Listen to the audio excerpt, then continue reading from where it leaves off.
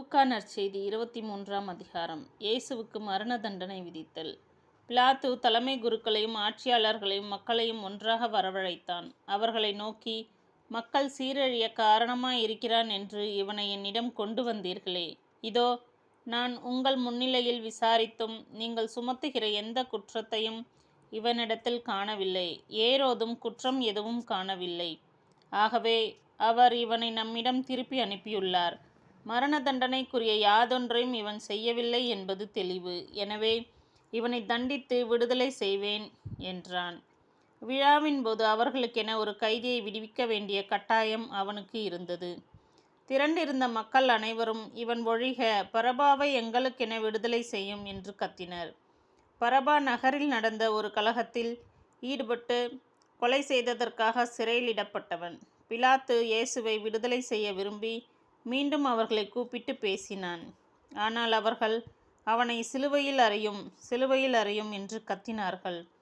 3ஆம் முறையாக அவன் அவர்களை நோக்கி, இவன் செய்த குற்றம் என்ன? மரண தண்டனைக்குரிய குற்றம் ஒன்றும் இவனிடம் நான் காணவில்லை.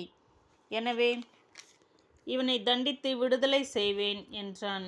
அவர்கள் அவரை சிலுவையில் அறைய வேண்டுமென்று உரத்த குரலில் வற்புறுத்தி கேட்டார்கள். அவர்கள் குரலே வென்றது. அவர்கள் கேட்டபடியே பிலாத்து தீர்ப்பளித்தான்.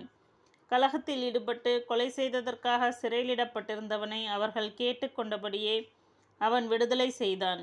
இயேசுவை அவர்கள் விருப்பப்படி செய்ய விட்டுவிட்டான். இயேசு சிலுவையில் அறைதல். அவர்கள் இயேசுவை இழுத்துச் சென்று கொண்டிருந்தபோது சிரேன் ஊரைச் சேர்ந்த சீமோன் என்பவர் வயல்வெளியில் இருந்து வந்து கொண்டிருந்தார். அவர்கள் அவரை பிடித்து அவர் மேல் இயேசுவின் சிலுவையை வைத்து அவருக்கு பின் அதை சுமந்து கொண்டு போகச் செய்தார்கள்.